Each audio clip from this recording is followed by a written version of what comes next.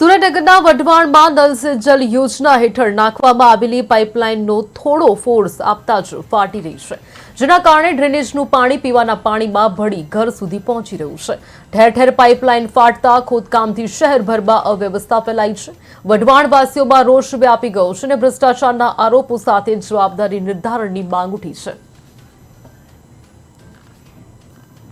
વઢવાણમાં જ્યારે 55 લાખ રૂપિયાના ખર્ચે પીવાના પાણીની લાઈન આશરે એકાદ વર્ષ પહેલાં નાખવામાં આવી હતી, પરંતુ એવી હલકી ગુણવત્તાવાળી પાઇપલાઇન નાખવામાં આવતી એવું દેખાઈ આવે છે। કારણ કે જો ફોક્સ આપી પાણી આપે તો લાઈન ફાટી જાય, ઠેર ઠેર જગ્યાએ લાઈન લીક થઈ જાય। લાઈન લીક થવાના કારણે રોડ ખોદવા પડે, રોડ તૂટી જાય છે અને ફરી સમારકામ કરે તો વળી પાછું જો ધીમું પાણી આપે તો લોકોને પાણી નથી પહોંચતું।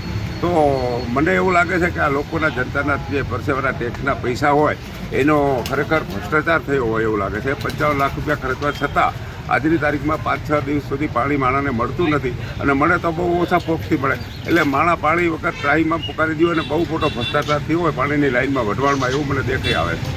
અહીં ઘણા ટાઈમથી આવી બધી સમસ્યા ઊભી થઈ છે। સૌથી પહેલા તો પાણીની સમસ્યા છે। જૂનો વાલ એકદમ ચાલુ હતો, એને એકદમ બંધ કરી નાખ્યું છે। જૂના વાલમાં પાણી વગર મોટર ઉપર ચડી જતું હતું, છતાં અમારા ના પડવા છતાં એ લોકો એવું કીધું છે, ધમકી આપી હતી કે અમે આ નવો નહીં નાખી તો જૂનો વાલ અમે બંધ કરીને જતા રહેશું, પછી પાણી શેમાં આવશે એવું કહ્યા પછી કે છે અમે વાલ નાખવો પડશે એમ કરીને વાલ નાખી ગયા છે।